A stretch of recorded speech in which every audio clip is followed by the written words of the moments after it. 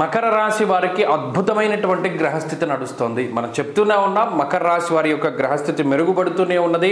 గత 4 వారాలుగా ఏదైతే మనం చెప్పుకుంటూ ఉన్నామో ఒక్కొక్క మెట్టు పైకెక్కుతున్నట్టు మకర రాశి వారి యొక్క గ్రహస్థితి మెరుగుపడుతూ ఉన్నది. నేను పర్సనల్గా కూడా దీన్ని మానిటర్ చేస్తున్నటువంటి పరిస్థితులు. ఎందుకంటే చాలా దారుణమైనటువంటి స్టేజ్కి వెళ్ళిపోయారు కానొక సందర్భంలో.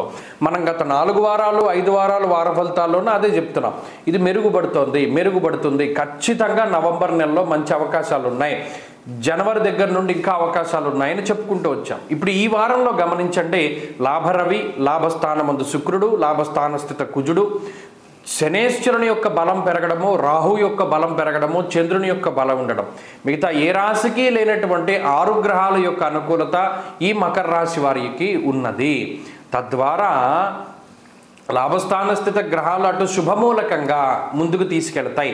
ఇంట్లో ఏదైనా శుభ కార్యక్రమాలు జరగడం, సంతానోత్పత్తి కలగడం, లేదా అప్పుల బాధలు తొలగిపోవడం, లేదా విదేశీ ప్రయాణము, విద్య, వ్యాపారము లేదా ఉద్యోగము, ఇటువంటి విషయాలకై విదేశాలకి వెళ్ళాలి అనుకునేటువంటి వారి కోరికలు నెరవేరుతూ ఉండడము, మానసికమైనటువంటి భయం తగ్గడము, తృతీయ స్థానమందు ఉన్నటువంటి శనేశ్వరుడు సొంత ఇంటి కలని ఖచ్చితంగా నెరవేరుస్తారు.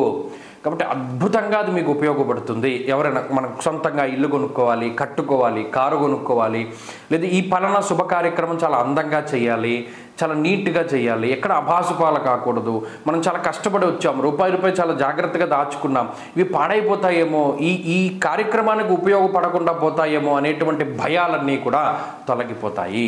చక్కగా సక్రమమైనటువంటి మార్గంలో ధనాన్ని వినియోగించుకుంటూ, ఖర్చు పెట్టుకుంటూ, సంతోషంగా ఆనందంగా కాలాన్ని ముందుకు గడుపుతూ ఉండడానికి ఈ గ్రహస్థితి అవకాశం ఇస్తుంది.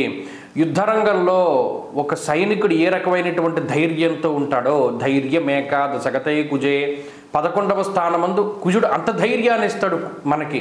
దేంట్లో? జీవితంలో. అంటే అంత సపోర్ట్ దొరుకుతుంది, మనకు భయం లేదు. మన వెనకాల మంచి ఉద్యోగం ఉంది, మన వెనకాల డబ్బు ఉంది, మన వెనకాల మంచి స్నేహితులు ఉన్నారు, మన వెనకాల దేవుడున్నాడు అనేటువంటి ఆలోచనలు ఎక్కువగా కలుగుతూ ఉంటాయి. కాబట్టి మకర రాశి వారి యొక్క స్థితిగతులు బాగున్నాయి. ఈ వారంలో మరింత అనుకూలమైనటువంటి ఫలితాలను చూస్తారు.